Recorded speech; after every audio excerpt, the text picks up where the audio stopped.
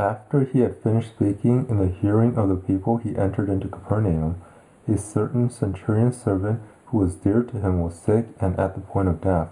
When he heard about Jesus, he sent to him elders of the Jews, asking him to come and save his servant. When they came to Jesus, they begged him earnestly, saying, "He is worthy for you to do this for him, for he loves our nation, and he built our synagogue for us." Jesus went with them.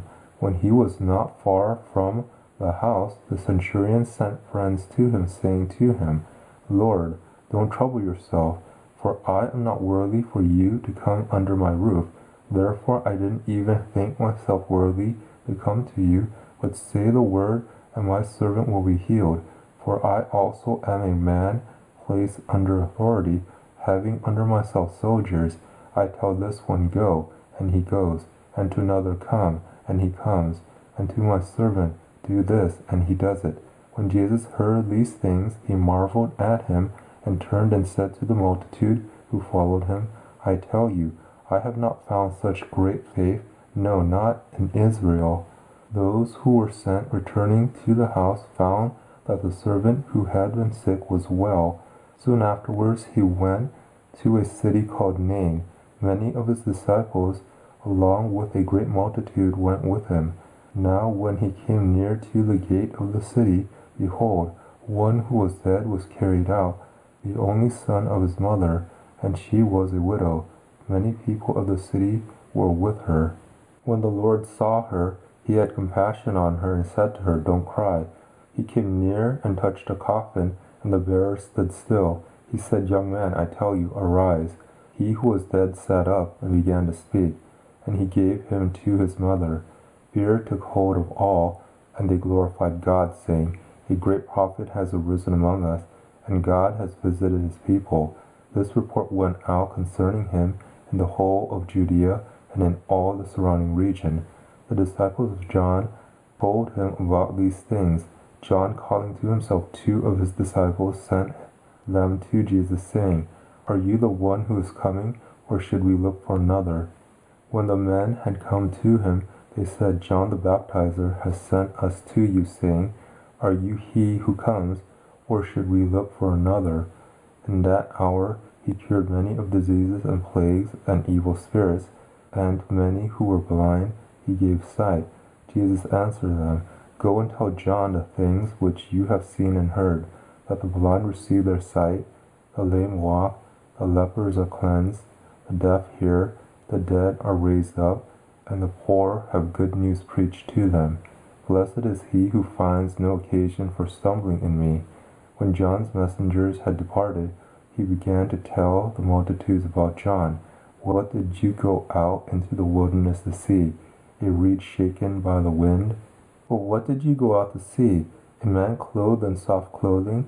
Behold, those who are gorgeously dressed and live delicately are in king's courts. But what did you go out to see? A prophet? Yes, I tell you, and much more than a prophet. This is he of whom it is written, 'Behold, I send my messenger before your face, who will prepare your way before you.' For I tell you, among those who are born of women, there is not a greater prophet than John the Baptizer, yet he who is least in God's kingdom is greater than he." When all the people and the tax collectors heard this, they declared God to be just, having been baptized with John's baptism. But the Pharisees and the lawyers rejected the counsel of God, not being baptized by him themselves. To what then should I compare the people of this generation? What are they like? They are like children who sit in the marketplace and call to one another, saying, "We piped to you, and you didn't dance. We mourned, and you didn't weep. For John the Baptizer came neither eating bread nor drinking wine, and you say he has a demon. The Son of Man has come eating and drinking, and you say, Behold, a gluttonous man and a drunkard, a friend of tax collectors and sinners. Wisdom is justified by all her children." One of the Pharisees invited him to eat with him. He entered into the Pharisee's house and sat at the table. Behold, a woman in the city who was a sinner, when she knew that he was reclining in the Pharisee's house, brought an alabaster jar of ointment, standing behind at his feet weeping. She began to wet his feet with her tears, and she wiped them with the hair of her head, kissed his feet, and anointed them with the ointment. Now when the Pharisee who had invited him saw it, he said to himself, This man, if he were a prophet, would have perceived who and what kind of woman this is who touches him, that she is a sinner. Jesus answered him, Simon, I have something to tell you. He said, Teacher, say on. A certain lender had 2 debtors. The one owed 500 denarii and the other 50. When they couldn't pay, he forgave them both. Which of them, therefore, will love him most? Simon answered, He, I suppose, to whom he forgave the most. He said to him, You have judged correctly. Turning to the woman, he said to Simon, Do you see this woman? I entered into your house, and you gave me no water for my feet, but she has wet my feet with her tears, and wiped them with a hair of her head. You gave me no kiss, but she, since the time I came in, has not ceased to kiss my feet. You didn't anoint my head with oil, but she has anointed my feet with ointment. Therefore I tell you, her sins, which are many, are forgiven, for she loved much. But one to whom little is forgiven loves little. He said to her, Your sins are forgiven. Those who sat at the table with him began to say to themselves, Who is this who even forgives sins?